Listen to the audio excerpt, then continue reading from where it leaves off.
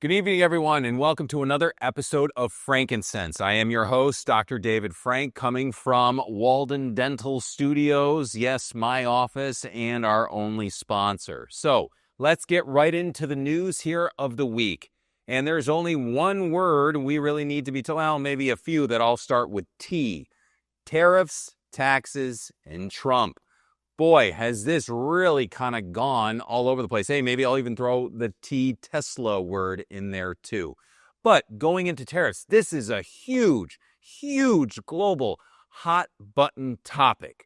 Wow. And the impacts, yes, have been a little alarming. Actually, I should say a lot alarming, depending on whether or not you're an investor in the stock market. And I think that's where so much of this criticism is coming from, in the hysteria, in this recession. And how dare President Trump and how dare one man make such a unilateral decision here in our country, not to mention all of the hysteria, past threats of democracy and otherwise, but getting into what these tariffs actually mean. Maybe not so much globally, maybe not so much for these high-level hedge fund investors, but what about for you and I, the average American, and why this actually happened? And there's a very interesting article here, well, really more of the podcast coming from Tucker Carlson and his interview of our Treasury Secretary. It was very interesting to hear about the rationale more importantly of the why behind this. And it really not being so much of this tit for tat. I know that hysteria is getting thrown about a lot in the news and opinion pieces and the critiques of us going on this protectionist war against our allies and our enemies abroad.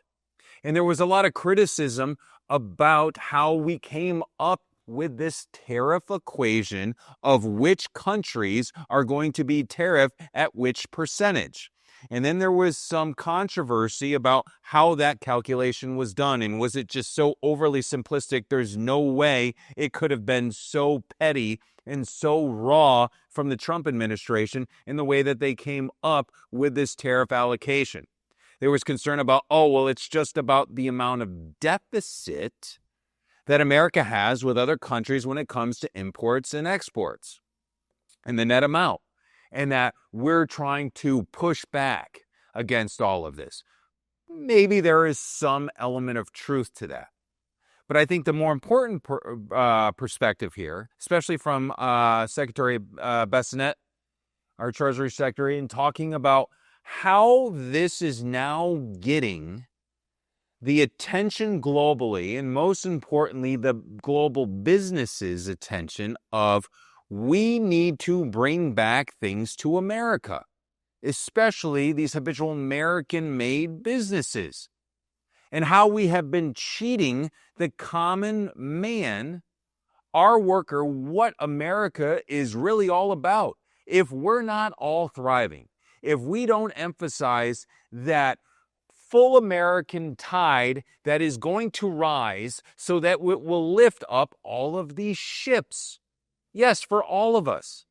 The past policies of ever since we got off the gold standard and President Nixon, there's only been a certain amount of elite class, or at least the upper wealthy class, that continues to prosper while the rest have not. Now, please don't take this the wrong way.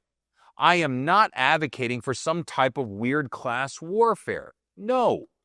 But what I am trying to be hopeful for with the tariffs is that it's bringing to our attention that the common man who has been habitually left out, more specifically that middle class that continues to get squeezed, is not prospering from our global economy markets. Now, Trump had handled a lot of this during the first administration, and a lot of it actually worked really well. At no point do I think the Trump administration, and President Trump specifically, is trying to tank the American economy. But yes, it is pretty darn messy. And I would imagine trying to make such a bold move as to gaining everyone's attention that American manufacturing needs to be our emphasis here. that's going to cause quite a bit of stir. That's going to cause a lot of concern of going against the status quo of how all of these markets are so intertwined internationally. So what do we do about this? How do we see a silver lining to this issue about tariffs and taxes and the concern about raising the cost of goods? We were so hell-bent and scared on the cost of eggs. Now we've extrapolated this on the cost of everything. We're going to be in such a deep, dark recession. We are heading on a way to a new version of a Great Depression that we're going to replicate from the 1930s. Just as the accusation of the Smoot-Hawley tariffs that were passed in the early 1930s and the implication of where that had resulted in the Great Depression, and then consequently the global impact of what then started really World War II. People are getting way ahead of their skis in their prognostics. They are getting way ahead in their prophesizing about the overall decline and disaster of America because of this one man. Finances, economy, Trump derangement syndrome. We're feeling it alive and well right now.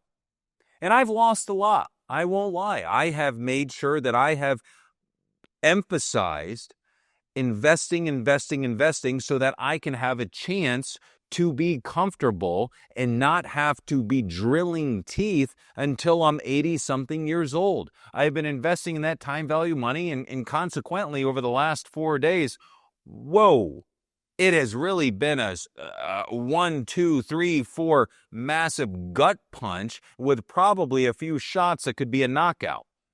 But we have to look at this from the long term. And more importantly, how does this impact America? Think about all these people that can't find jobs, or these major factories that have left middle America years and years ago. I know on previous episodes here, I talked about my experience growing up in Amsterdam, New York, where that was one of the crown jewel areas of New York State in our carpet manufacturing. Well, all of those buildings are otherwise either kind of burnt down like Mahasco buildings, or are no longer suited in place, or trying to be retrofitted into other businesses today. And it was sad. It was very sad. At the time, those manufacturers went to North Carolina, but now that has consequently gone globally and taking money cheap. We're also noticing today this trade war here with China and the tariff tit for tat, to where now tariffs are up over 104% because China wouldn't relent. Maybe it's dangerous, but more importantly, maybe it's about time for us to never have to be exposed, us never having to be over-leveraged by other countries supplying our goods. Let's all think back to where we were literally almost 5 years ago to the day when coronavirus really got into America and we were really freaked out.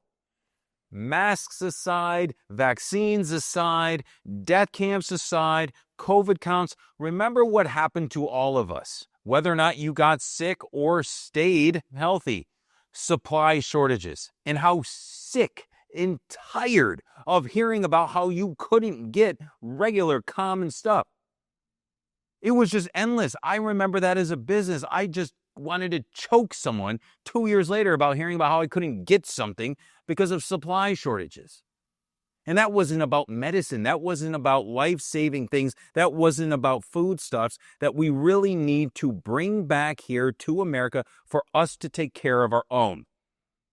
Now, the other side, with their Trump derangement syndromes and those that love the status quo and that we're taking advantage of it, are going to cry not only recession here, but are saying that, oh, well, that's not that important. Well, I think they're just flatly wrong, because they're basically overlooking how America can be great. They're trying to claim that this is protectionism to the max.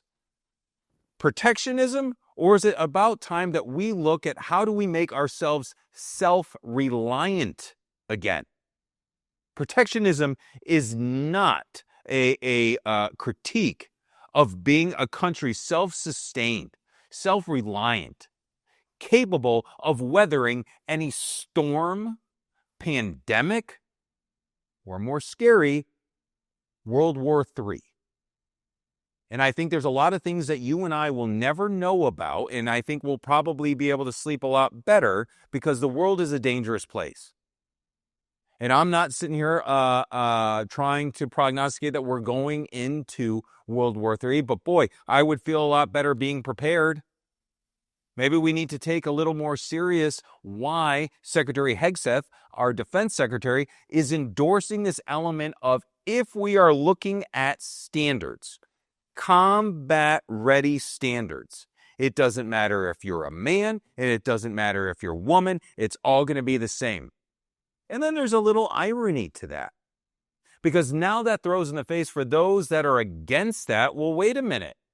I thought gender was just a social construct. I thought we were all the same. Good, in this arena, let's do that.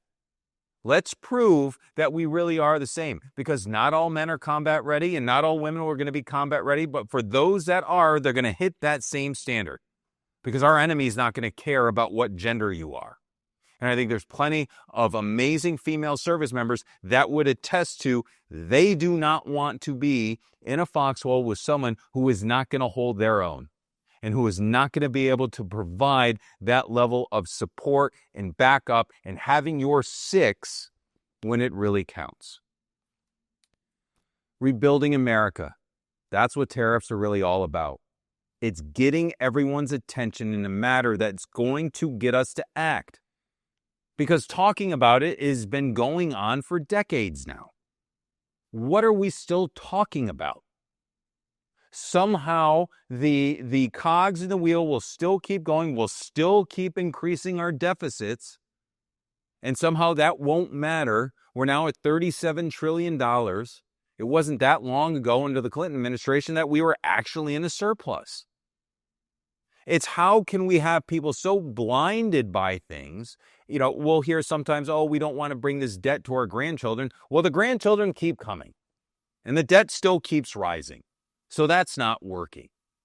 And I understand that maybe Congress should have more involvement with it. And good, let's get this conversation happening, continue that conversation, put it on everyone's doorstep so that people that are like you and I can be reaching out to our elected officials and members of Congress and tell them what we really feel. Pick up a paper, read an article, get informed.